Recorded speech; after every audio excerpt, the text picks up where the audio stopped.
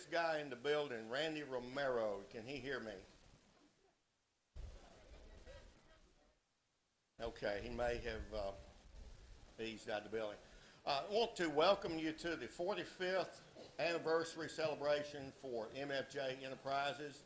My name is Frank Howell, call sign Kilo 4, Fox Mike Hotel, and I have the distinct honor of being your master of ceremonies this afternoon. And I want to thank David, is it?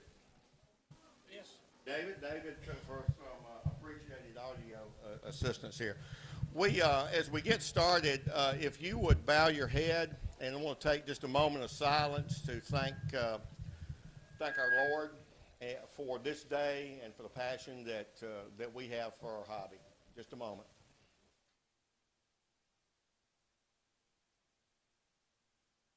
Amen. Have you had a good time? What I want to know, was there any real haggling that was accomplished out in the parking lot? It said haggling and dealing. Now, dealing could be interpreted to do a lot of different things, but whether there's any haggling going on. Hey, there's the ugliest guy here, Randy Romero. He can hear me. No, I just want to make sure you could hear in the back. We're very fortunate today to have the people that we have here in attendance. But I want to tell you, the man up front with the red shirt on, W5KUB, Tom Medlin, from the Memphis area is down, and he is recording this. And he has been recording a lot of the festivities over the last couple of days. Tom, you've been down here how long? You came down when? Thursday. Came down Thursday. So on the next Tuesday evenings at, is it 7 o'clock? 8 o'clock Central Time, W5KUB.com, you can see a lot of the video. You can pause it when you're on it if that bothers you, but you may see yourself on it. In the next 2 weeks, Martin Jew will be the guest for Amateur Radio Roundtable at W5KUB and shortwave station from Monticello, Maine. But you'll get the video on the internet. We'll get some prizes out too. And there'll also be prizes like that. I want to recognize some of the dignitaries that we're fortunate enough to have here today. Of course, Martin Jew. Martin, where are you? Did Martin disappear? Okay. We have the Honorable Mayor of Starkville, Lindon Spruill.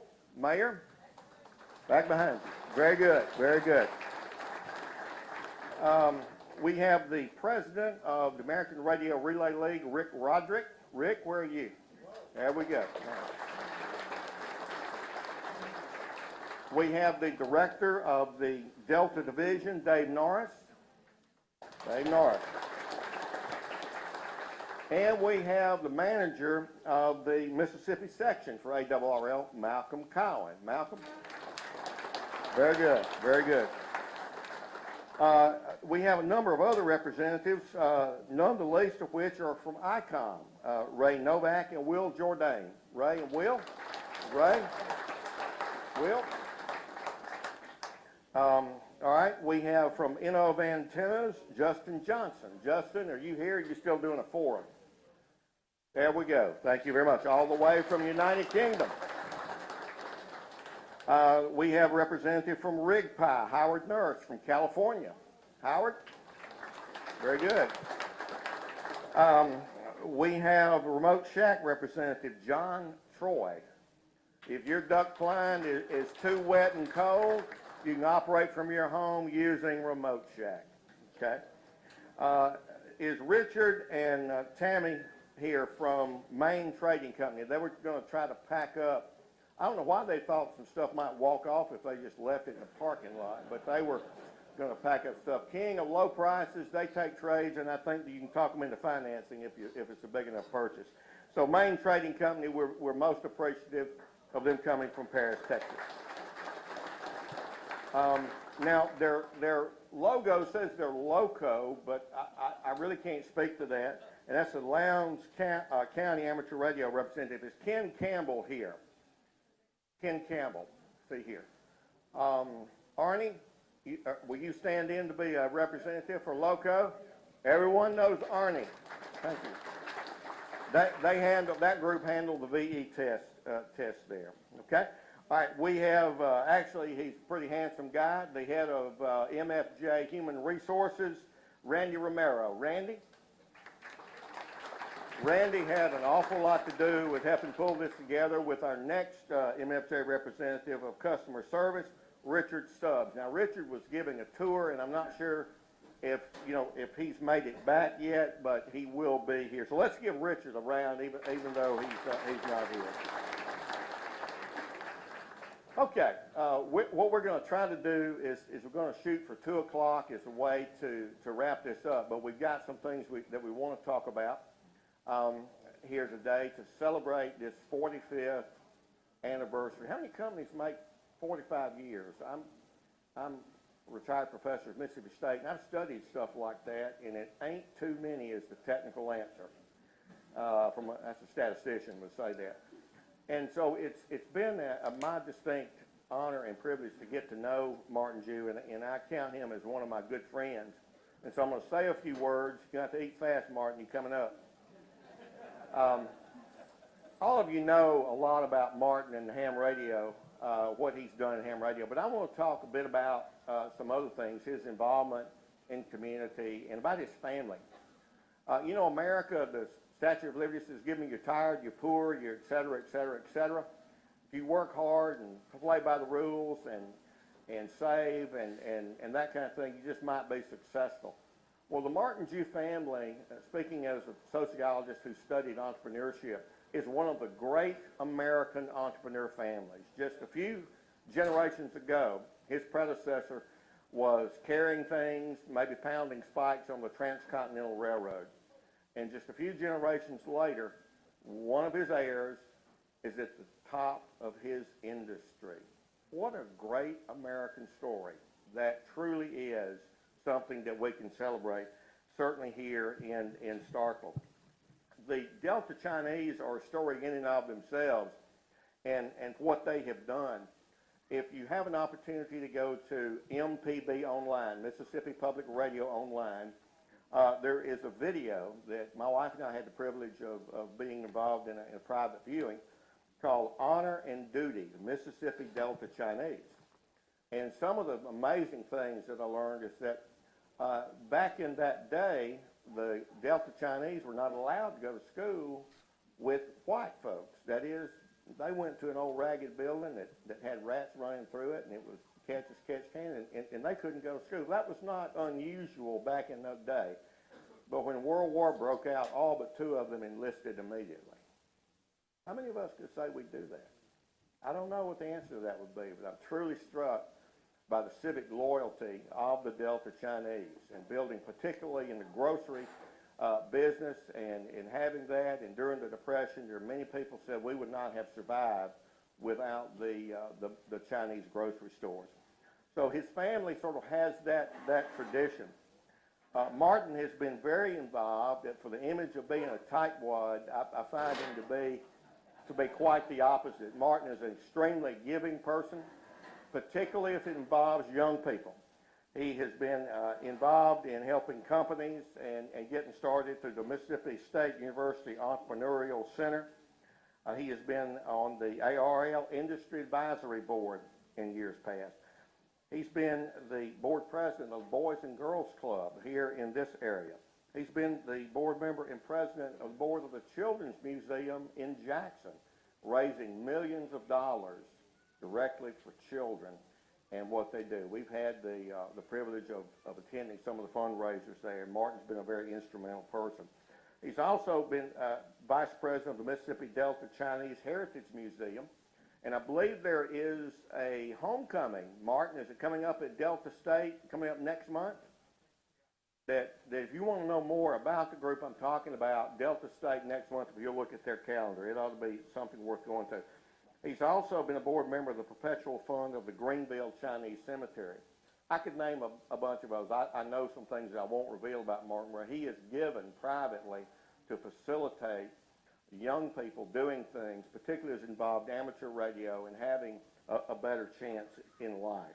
So he's been on the board of 2 banks here in Starkville. He's a member of the Magnolia Amateur Radio Club. Y'all recognize Martin as one of your members? I was very fortunate to convince him that he ought to join that club, and he has been a member. There's some other little group in Dayton that he's a member of, the Dayton Amateur Radio Club. I think they have a ham fest.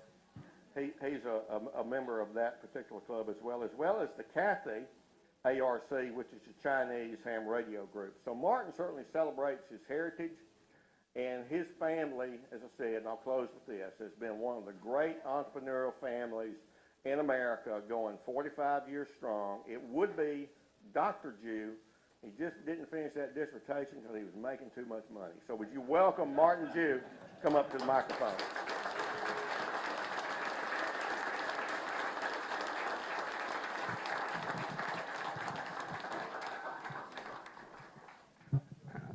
Thank you, Frank. I don't know where you got all that information from, but you're not quite right about one thing. I am the cheapest person that I know.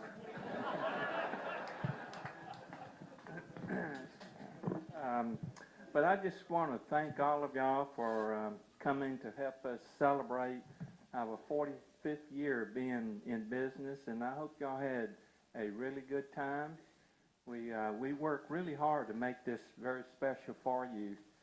My hardest job in getting this done today was cleaning out all the junk in my office. It took me days, but guess what I found when I got through? I found the floor. 45 years ago, in 1972, when I was 28 years old, I didn't have enough sense to see where I was going, but I kept on driving and driving and driving, and here we are today. Today, MFJ manufactures over 2,000 different ham radio products, and that's more than any other ham radio company in the world. We sell our products all over the U.S. and in over 35 countries.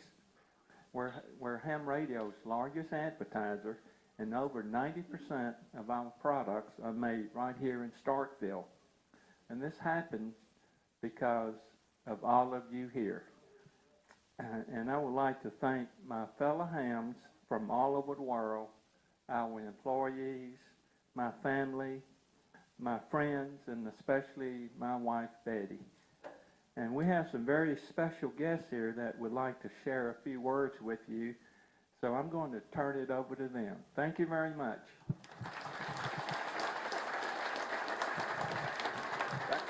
Thank you, Martin. Martin is a very wise and shrewd man. A few years ago, he bought a really nice car, but you don't see him in it. That's what Betty drives. We'd like to invite our Honorable Mayor, Lindon Spruill, to come up, if she would, and give us some remarks. She may be the highest flying mayor any city's ever had, having been a pilot. Thank you so much. I was a pilot for Delta. That's when I retired from Delta, but I was, more importantly to me, I was a pilot for the Navy. And so I have a real, go Navy. It gives me a real appreciation for what you do, because I was flying back in a long time ago in C-130 going from Hawaii to the Philippines, and a lot of that expertise that we have these days we didn't have then. So the radio was a big deal. And you guys, I have an appreciation for you, in particular the things you do during disasters, and y'all fill a role that nobody else fills. I mean, I was sitting here earlier and I was tweeting out, because I'm a Twitter person, so I've been tweeting out stuff, and I was thinking, what y'all do, my stuff will go away, because if there's a disaster, mine's not going to work, but y'all do, and it's an extraordinary thing, and I really appreciate what you do. Truly appreciate what Martin does. And as the mayor of Starkville, a lot of times you don't know about your hidden treasures to the extent that you should. So I took the opportunity to take the tour today, and I had no idea that he was as involved as he is, I guess vertical integration, is that what we call it? From the ground up, he does all of it. And so it's an extraordinary thing, and I need to spend more time involving myself in what our other businesses in the community are, because this was a learning experience for me to know that we've got a lot of folks that work for Mr. Jew who were speaking to me as I was going through. I didn't realize, I was out politicking not too long ago, so I was knocking on a lot of doors, and I see folks that work for him that I had no idea worked for him. He is a pillar of our community, and I could not be more honored that he asked me to come speak to you guys. And I want to be sure that everybody goes and eats more, not here, restaurants, stop off, get you something on your way out of town, or better yet, stay longer, We love having visitors. I also had no idea that there were as many people from as distant locations as y'all are. I sat at the table and shared stories with some folks from Mobile who got up at 4 this morning to come here and are going to go back after y'all. Y'all have the drawing? Fancy drawing coming up? Okay, well, anyway, they're going back after the drawing, so obviously it's some good stuff. But I won't keep you any longer. It's time for a nap, I guess, or whatever is coming up next after that really great meal. So, and besides that, I'm going to go over here and see this little puppy, which is just sitting right there. I'm a four-legged fan. But thank you all so much. I hope you enjoy Starkville. Starkville is, well, Stark Vegas. So that's the flip side of that coin. We are Starkville, and we are Stark Vegas, and that means we want you to have fun. So please enjoy it. Come back to see us anytime, and if there's anything I can do, y'all feel free to get in touch with me. I'm on the internet. Thank you. Thank you, Mayor. Thank you very much. Don't forget your phone. You may have to tweet out about this, right? The mayor introduced me a lot. The students used to say it was time for a nap whenever I started roll call in my class, but but in any case, one of the things people don't realize about MFJ is Martin or Randy, about what percent of your employees are 20 years or more in tenure?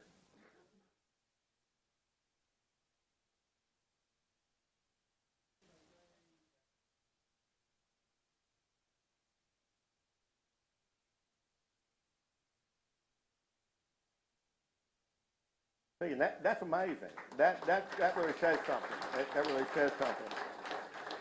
One of the things that the mayor talked about is when people make fun of you, and I told a little story on the radio earlier today about this sportscaster named Beano Cook. He used to be on ESPN. Anybody remember Beano? Rest in peace. He died a few years ago. He was here back in the 70s, and he made this cogent comment: more people know where Budapest is than Starkville. Well, I dare say more people know where Stark Vegas is than know Beano Cook today. I mean, rest his soul. So Starkville has taken what was kind of a slap on Highway 12, being the Las Vegas Strip, and turned it into something positive. And President Keenum, I told him, you and Scott Strickland, then the AD, take those cowbells and make it something positive. And by the We Ring True campaign, they stole the negative away from folks that might want to make fun of you, like those Auburn Tigers this afternoon, or someone like that. So delighted the mayor could be here, and very, very happy that she gave us some comments. Rick Roderick, president of ARL, I think he wants to say a few words. And Rick is like me. We both tried to negotiate our work contracts so they'd pay us by the word, but we never could get them to bite. All right. Well, good afternoon, everyone. It's great to see everyone, because it's been a while since I've been back here. I'm on the road an awful lot, and it seems like there's always a conflict. I've got to go somewhere else in America on these weekends, and so I've missed being here in a while, and it's good to see my old friends, and particularly to come talk about Martin and MFJ.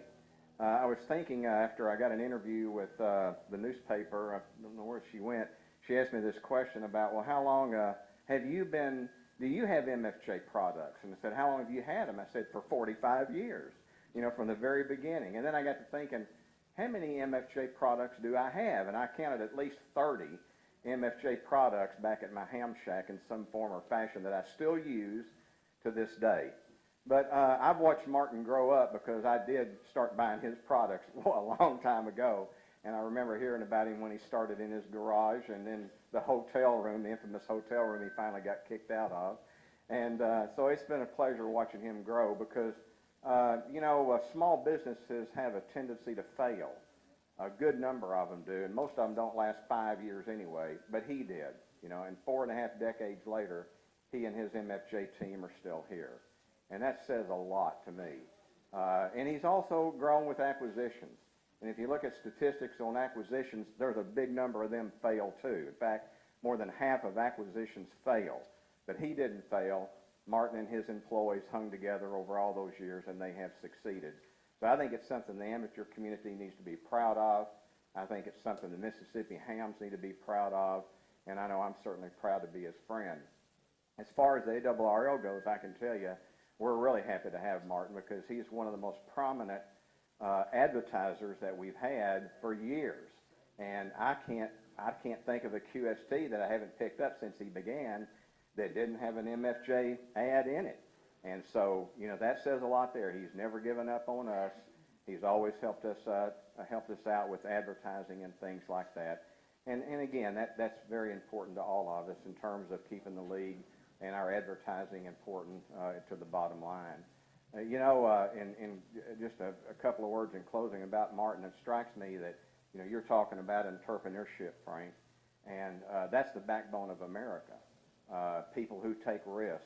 And Martin took risk. He started with nothing, and he built his organization up with a lot of good employees. They took a lot of risk, and he hung in there, and he succeeded. He and his employees succeeded. And that says an awful lot because that's what entrepreneurship and the enterprise of America is all about, all the way from Silicon Valley to Starkville, Mississippi. So we're real proud of you. Before I close, I've got to say something about some history that's being made right now, right today. Amateur radio history is being made. I want everyone to go back, if you haven't already, and get on our website and read the massive undertaking that is underway with our relief efforts in Puerto Rico. We've just got note. I've been on the phone all morning with headquarters and Tom Gallagher, our CEO. FEMA has seen the wonderful job that our 50 volunteers, y'all know we put a cry in. Many of y'all got my personal letter earlier in the week. And I want y'all to know within less than 12 hours, we had 400 volunteers willing to go spend 3 weeks in Puerto Rico.